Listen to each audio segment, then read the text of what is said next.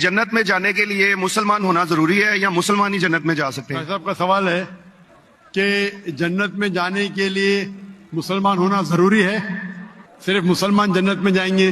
صرف اپنے آپ کو مسلمان بولنا جنت میں جانے کے لیے کافی نہیں ہے۔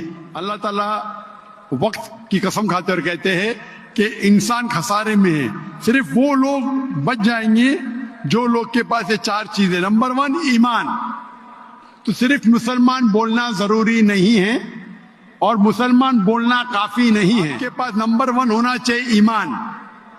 اگر آپ کے پاس ایمان ہے کہ اللہ ایک ہے اور اللہ کے آخری نبی محمد صلی اللہ علیہ وسلم ہیں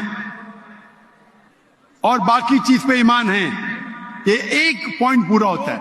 اچھے اعمال، عمل صالحات۔ نمبر 3 وتواصوا بالحق، لوگوں کو حق کی طرف بلانا۔ اور نمبر 4 وتواصوا بالصبر، لوگوں کو صبر کی طرف بلانا۔ اس آیت سے ہمیں پتہ لگتا ہے کہ جو آدمی، جو انسان اللہ کے علاوہ دوسرے اور کی عبادت کرتا ہے وہ غلط ہے، وہ جنت میں کبھی بھی نہیں جائیں گے۔ اور یہ سارے کتابوں میں لکھا ہے، ساری مذہبی کتابوں میں۔